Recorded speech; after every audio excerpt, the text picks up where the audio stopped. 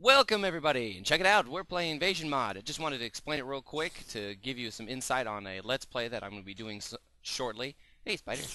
So check it out. First thing you're going to do is you're going to make the Nexus right here. It's crafted with this recipe right there. Here's the phase crystal recipe as well. The phase crystal goes into the top here. It's not just a regular diamond. And this is what the Nexus interface looks like. Pretty simple. You craft your various look, and this is a good example of what happens when monsters get a hold of your base. Yeah, all the monsters in this mod can break blocks, zombies and creepers included. So here's how you make the catalysts. There's one, and here's the other. This is the regular catalyst, simple to make, and then here's a stable catalyst, a little more complex to make. Once made, you cook it, and then you get a little brick. You put the little brick inside the Nexus, right on the left hand side, and then on the right hand side it generates rift. So the regular catalyst, this one right here, starts with unending waves. You will just get destroyed over and over of the onslaught that keeps going. The waves get harder and harder and harder, faster and faster, and then you just die.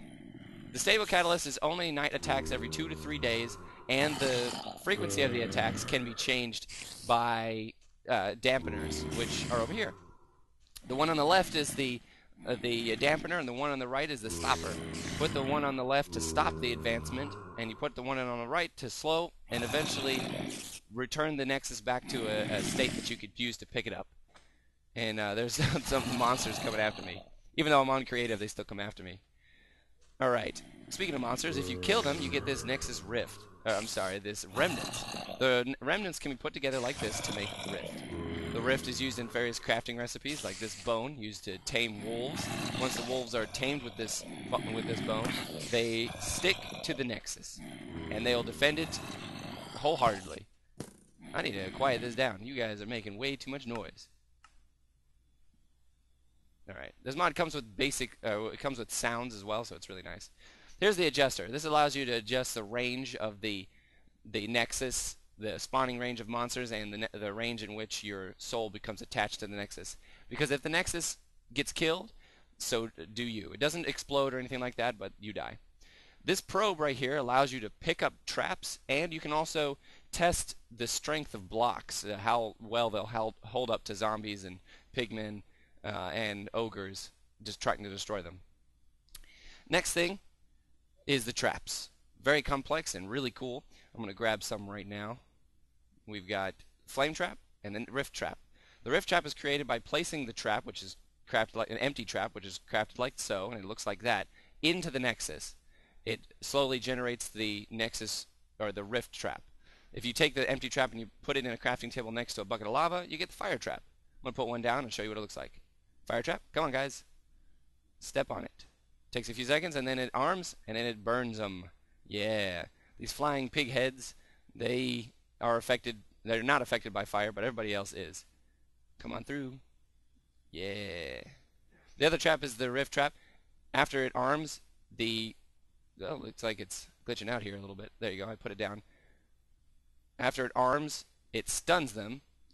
Oh, there it is. So I did put it down. Just took a little while. It stuns all invasion mods and also damages them. It only works on invasion mods, though. Once the trap is used, you can pick it back up, and it gives you the empty trap, and you can arm it again. The rift I talked about earlier can be combined into these guys right here. When put in the crafting recipe like this, you get lapis lazuli, 12 of them to be in fact. If you put one in the middle, you get 4 iron ingots, and you get 2 set up like this, you get 24 redstone, and then you get a diamond if you make it in a line like this.